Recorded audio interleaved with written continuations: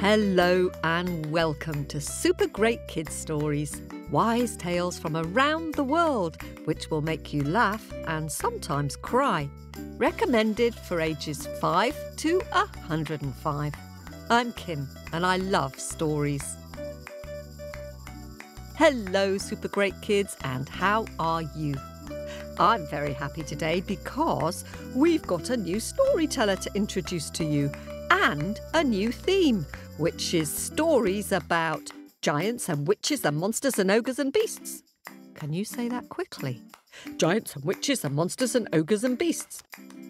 Would you rather be a giant, a witch, a monster, an ogre, or a beast like Kibungu, the beast of the forest? Why don't you have a little think about which you'd rather be and why, while we have a quick word with the grown-ups.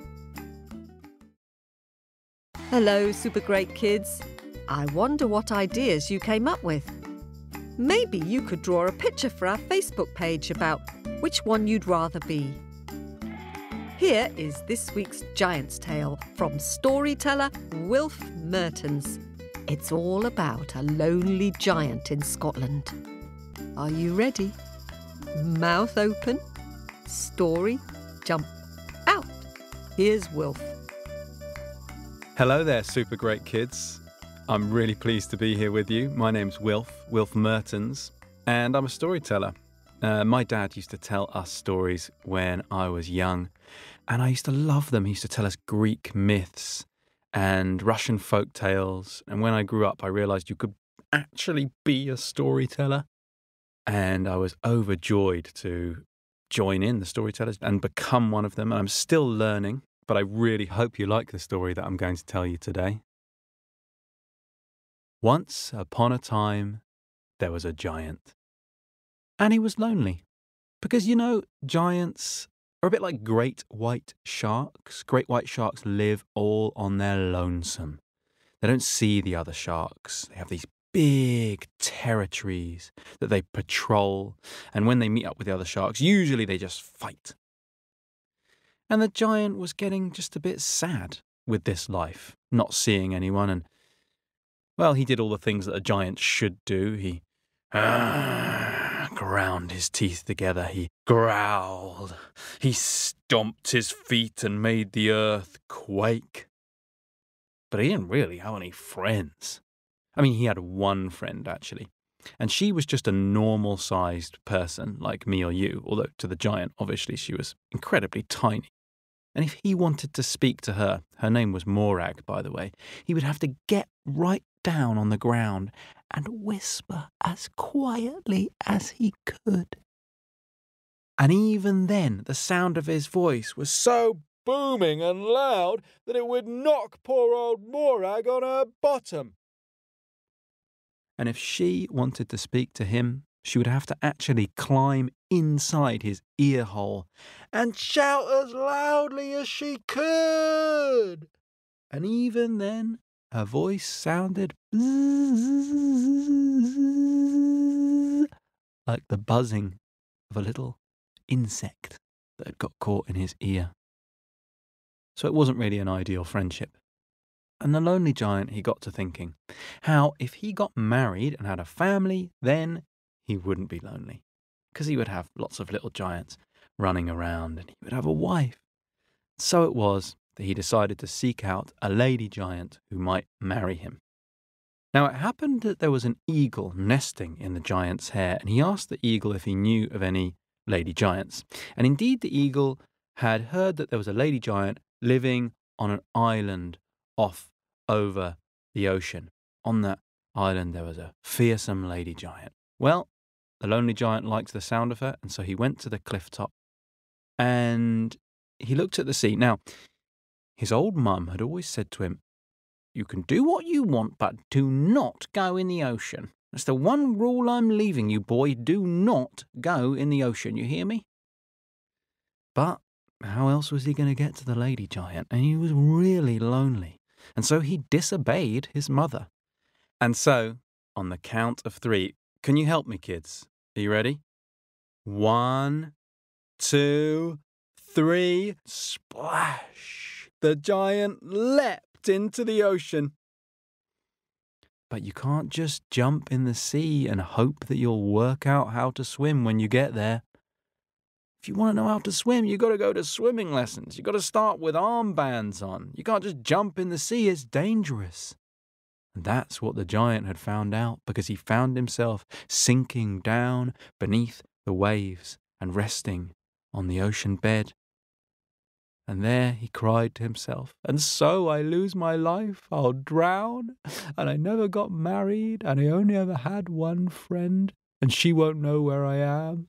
There's no one to rescue me." But there was. There was the whale. The whale had seen the giant splash into the ocean, and the whale is the giant of the ocean, just like the giant is the giant of the land. And so, feeling a certain camaraderie with the poor giant, the whale scooped him up and took him to the surface, where he could take a breath of fresh air. "Oh, where would you like to go?" asked the whale. And the giant replied that he would like to go to yonder island. And so, with a few beats of his powerful tail, the whale took him there.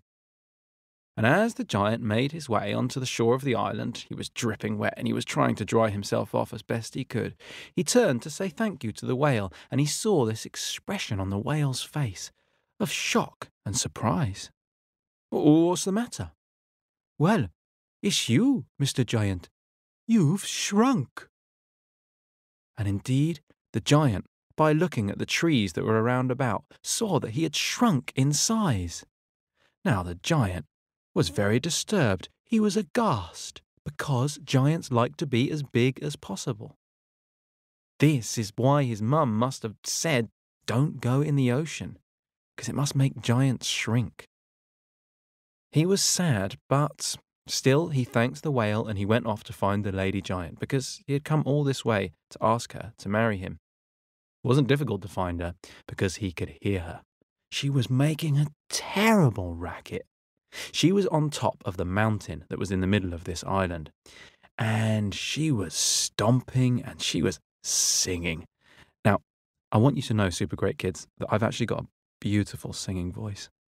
It could draw tears from your eyes. It's that beautiful. But the lady giant doesn't have a nice singing voice. This is the song that she was singing. "If I ever had a husband, he better be bigger than me, 'cause if he's not, I'll pick him up and throw him into the sea."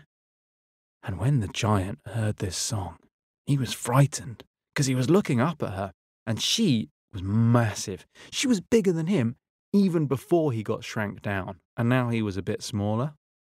Oh, he was really, really scared. But he was also brave.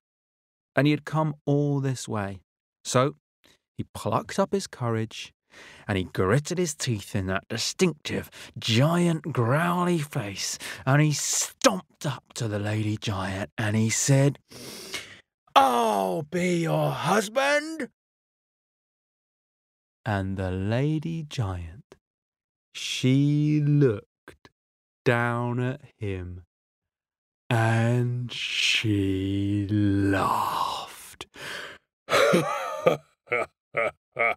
You're tiny." And with that, she picked him up by his ankle and she swung him around her head.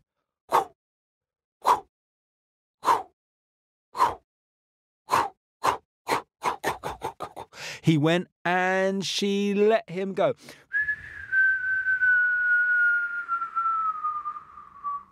He sailed down towards the ocean where, splash! Once again, he splashed down and found himself sinking, sinking, sinking to the ocean bed. And once again he cried to himself, "I couldn't even get married, and I only ever had one friend in the whole world, Morag, and she doesn't know where I am. If she won't come and rescue me, nobody will." But once again the giant was wrong, because The whale was waiting for him, scooped him up, took him to the surface where he took a breath of fresh air. And the whale said to the giant, "The giants usually land around here when she throws them, so I thought I'd be here waiting for you. Shall I take you home?"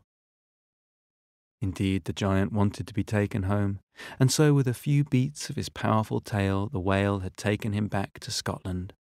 And as the giant was clambering out of the sea onto the shore, he saw that once again the whale was looking at him with an expression of shock on his face.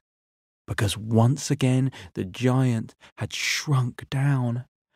And I tell you what, now the giant was only as big as a human being. He had shrunk that much. Human beings are pathetic. They're so tiny. When they stomp their feet, the earth doesn't even shake. No one's going to be scared of them. No one pays any attention when a human being says, "I'll grind your bones down to make my bread." The giant was so sad. His life as a giant was over. He tried to go home and he couldn't even get in to the cave where he lived because he was too small to climb up there. He did the only thing he could do, and that was go and see his old friend Morag. Now Morag lived in a town with many other humans, and when the lonely giant got to the town, he saw actually the human town was really quite nice, and there was lots of shop windows with cupcakes in them, and there was marvellous intricate jewellery and beautiful things that the humans made. Before, he had only seen the human town from above, with everyone screaming and running away from him, which was fun, but now he was a bit closer up. He could see that the humans were really rather clever. And he got to Morag's house, and he knocked upon her door. When Morag answered it, she looked at him like she had never seen him before in her life, and he said, "Oh, hello, Morag. I was just, wondering if I could come in. Oh, boy, have I got a tale to tell you." "Oh, who are you? Hey, get away from me, you funny wee man." And she slammed the door in his face. And the giant knocked on the door again. He said, "Morag, seriously, what are you doing? You know me. It's me, the giant." "You're not a giant. You're just a silly wee man." And once again she slammed the door in his face. And for a third time, Mr. Giant knocked on the door. And he said, when Morag opened it, "Morag, seriously, it is me. I've kind of shrunk. Remember this?" And he did his giant growl and ground his teeth together in the way that giants like to do. And as soon as he did this, Morag could see that it was him. "Wow, how did you get so small?" asked Morag. And she invited him in and made him a cup of tea so he could tell her all about it. And he told her the whole story that I've told you, about the lady giant and the whale and his mum's advice, and he has shrunk down now. And after that, Morag told him a story or two. And they shared stories, and they talked, and the sun went down over the hills, and by the time it had come up again, the two had fallen in love. And, Morag and Mr. Giant, they were married. They became Mr. and Mrs. Giant. And I'm very pleased to tell you that even though the earth didn't quake when he stomped his feet, and nobody ran away screaming when he ground his teeth together and said he would grind their bones down to make his bread, he and his dear wife Morag lived happily ever after.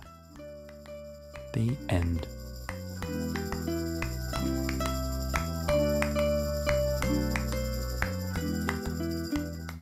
Oh, thanks very much to Wilf Merttens for that story. It had such a happy ending. I'm glad he didn't get stuck at the bottom of the sea, aren't you? Do send us your picture of the lonely giant and maybe the great big whale who helped him. And now, it's time for me to dig deep into my bag of happies and say some thank yous. First of all, I'd like to say a very big thank you to all our subscribers.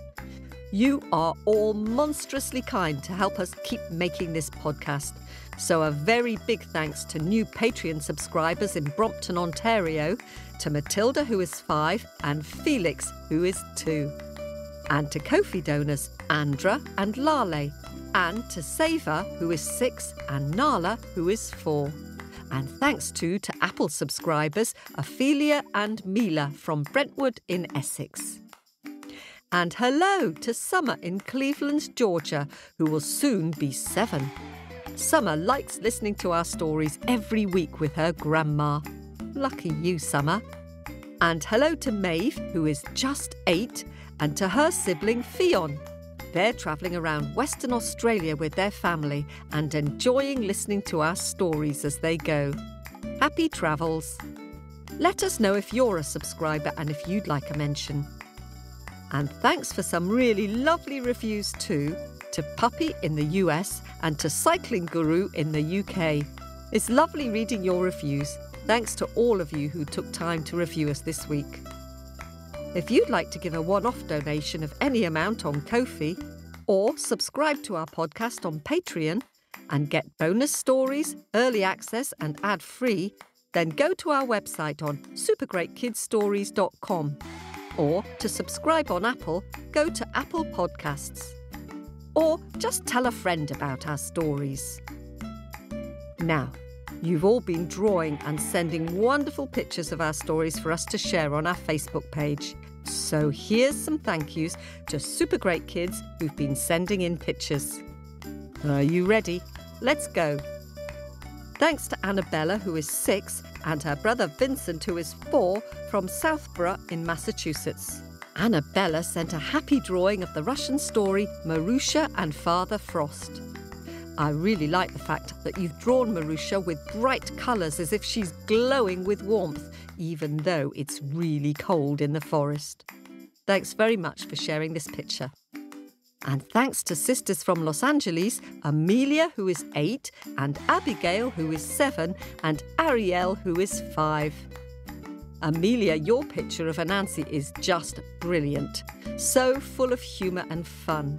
And Abigail, your painting of the rainbow snake is marvellous, so bright and colourful. And Ariel, your picture of Baba Yaga's breakfast is brilliantly scary.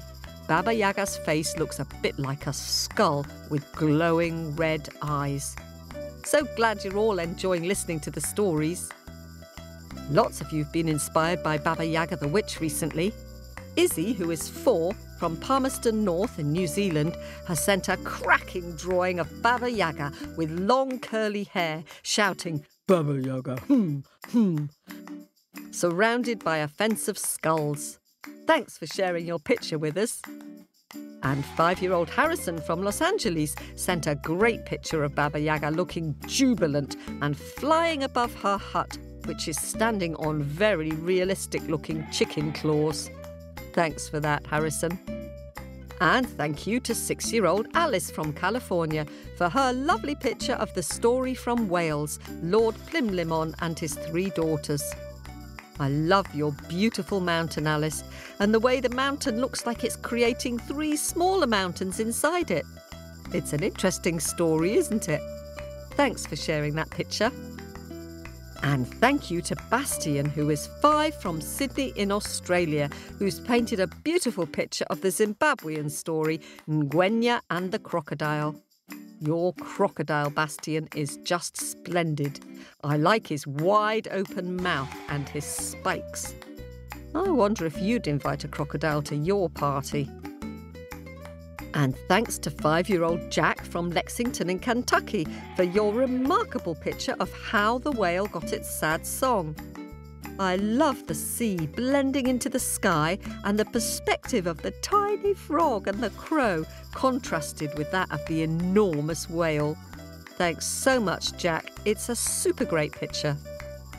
And 5-year-old Yukiaki has drawn a very stylish picture inspired by Kojo the rabbit story from West Africa.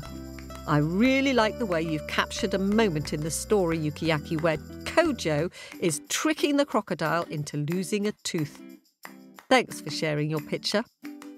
And 6-year-old Gavin from Canada has drawn a great picture inspired by Tortoise and Sons. Gavin, I really like the way you've used different shades of blue for the water. And I like the way you can tell this is a little bit magical because the tortoise is so small compared with the amount of water that he's drinking. Thank you for sharing your picture. And Poppy, who is 6 from Corvallis, Montana, drew a super great picture inspired by the Stick Woman story. Poppy, I particularly like the way you've got the wild animals saying, "I could eat you." Very clever. Thanks for sharing that picture. And 7-year-old Apollo from White Bear Lake in Minnesota drew a witty picture of the Jamaican story, Nora and the Ackee Fruit. I really like the fact that you can tell the river is roaring his song because of the speech bubble being so big compared to tiny little Nora. Thanks for sharing this, Apollo. And thank you to 6-year-old Josh from Durham in North Carolina for your beautiful, colourful picture of the fish from The Fish and the Wishing Star. A really magical picture to match a very moving, magical story. Thanks to 3-year-old Lydia from Durham in North Carolina for your bright and colourful picture of the West African story, The Blind Man and the Hunter. Thanks so much for sharing this with us, Lydia. I'm glad you like listening to our stories. That's it for this episode. More from the Big Bag of Happies next week. If you'd like to see these pictures, they're all on our Facebook page at facebook.com/supergreatkidsstories. And if you'd like to send us a picture, the easiest way is to send it to me via Facebook Messenger or go to our website, supergreatkidsstories.com, and scroll to the bottom where you'll find a place to attach a picture. We love hearing from you. And whatever you do this week, just keep telling your stories and singing your songs. See you soon. This podcast was produced at Wardour Studios in London.